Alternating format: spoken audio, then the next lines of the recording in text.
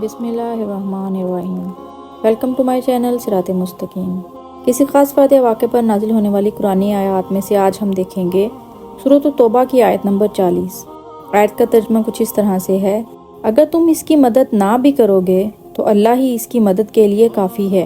अल्लाह ताला ने इस वक्त भी इसकी मदद की थी जब तुमने इसको वतन से निकाला था, जब दो में से दूसरा था, जब वो दोनों गार में थे, जब ये अपने साथी से कह रहा था तू गम ना कर, अल्लाह हमारे साथ है। फिर अल्लाह ने इस पर सुकून नाजिल फरमाया। ये आयत हज़रत अबू बकर सिद्दीक़ रज़ियल्लाहु अन्हा के बारे में नाजिल हुई थी। जब हुज़ूर सल्लल्लाहु अलैहि वसल्लम को मक्का में शहीद करने का प्रोग्राम बना और मुशरिकीन ने आपके घर पर जमा होने का प्रोग्राम बना लिया, तब अल्लाह ताला की तरफ से आपको वहाँ से हिजरत करने का हुक्म सादर हुआ।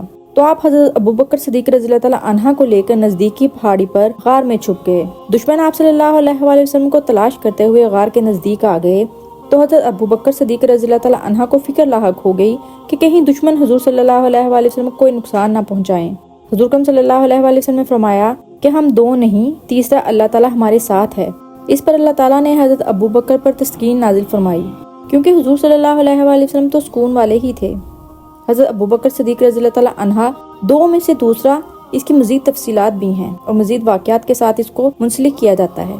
इस आयत में अल्लाह ताला फरमा रहे हैं कि जब दो में से दूसरा कह रहा था, इस पर हुज़ूर सल्लल्लाहु अलैहि वसल्लम ने फरमाया कि गम ना करो, अल्लाह ताला हमारे साथ है। इससे मुराद एक तो हुज़ूर सल्लल्लाहु अलैहि वसल्लम खुद हैं और दूसरे हज़रत अबू बकर सिद्दीक़ रज़ियल्लाहु अन्हा हैं।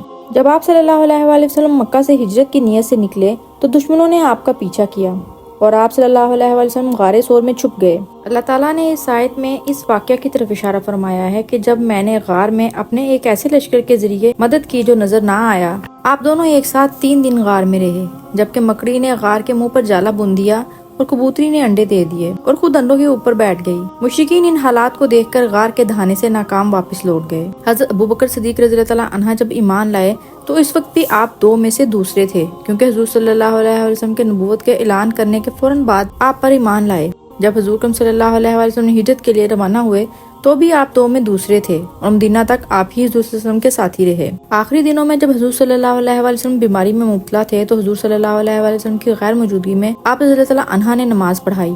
इस तरह नमाज पढ़ाने में भी आप दो में से दूसरे थे और अमामत में भी आप दो में से दूसरे थे। जब हुज़ूर करीम सल्लल्लाहु अलैहि वसल्लम दुनिया से तशरीफ ले गए तो आपके बाद हज़रत अबू बकर सिद्दीक़ रज़ियल्लाहु अन्हा खलीफा बने, इसीलिए आपको खलीफतुर रसूल कहा जाता है।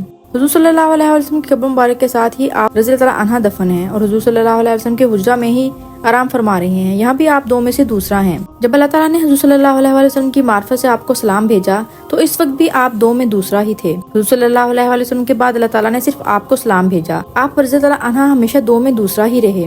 हज़रत अबू बकर सिद्दीक़ रज़ियल्लाहु अन्हा की 3 ख्वाहिशात थीं जो अल्लाह ताला ने पूरी की। नंबर 1, मैं हर वक्त हुज़ूर सल्लल्लाहु अलैहि वसल्लम का चेहरा मुबारक देखता रहूं। नंबर 2, अपनी बेटी का निकाह हुज़ूर सल्लल्लाहु अलैहि वसल्लम से करूं।